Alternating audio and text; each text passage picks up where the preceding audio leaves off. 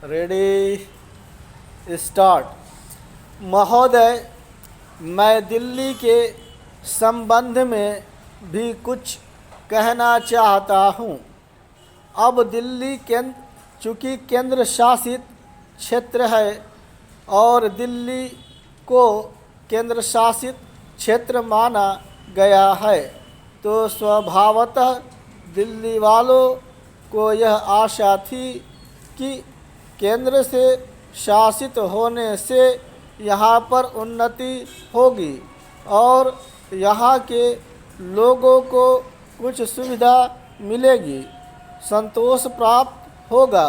किंतु मैं यह देख रहा हूँ और लोगों में भी यह भावना बढ़ती जा रही है कि जब से यह केंद्र शासित क्षेत्र हुआ है तब से शासन में निरंकुशता आने लगी है और लोगों की ओर ध्यान कम दिया जाने लगा है। इसलिए मैं यह कहना चाहता हूँ कि दिल्ली प्रशासन के पुनर्गठन के ऊपर पुनः जोर दिया जाना चाहिए और हो सके तो उसके लिए एक समिति बैठा दी जाए और उसके लिए सोचा जाए कि दिल्ली का प्रशासन किस तरह का होना चाहिए। मैं चाहता हूँ दिल्ली के प्रशासन के संबंध में आप विचार करें। भ्रष्टाचार के संबंध में यहाँ बहुत कुछ कहा गया है, मैं पुनः उसको दोहराना नहीं चाहता, किंतु इतना अवश्य कहना चाहता हूँ कि आज देश में जनता का जो नैतिक स्तर है वह दिन प्रतिदिन गिरता जा रहा है। सरकार को यह सोचना चाहिए कि उनका वह नैतिक स्तर किस प्रकार उठाया जाए और किस तरह से लोगों की भावनाएं बदली जाए, किस तरह से लोगों में अनुशासन रह सके। इसके लिए सोचना अत्यंत आवश्यक है।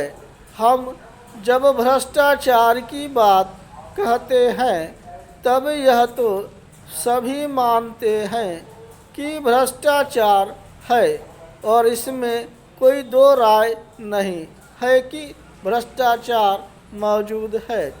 छोटे से अधिकारी से लेकर बड़े अधिकारी तक यह फैला हुआ है।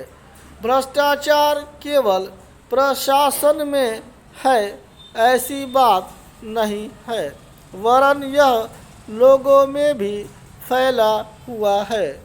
जब करों की अदायगी का प्रश्न आता है तब लोग दो दो खाते बना लेते हैं और आयकर की चोरी करने का प्रयत्न करते हैं और कर से बचने के लिए भ्रष्टाचार करते हैं।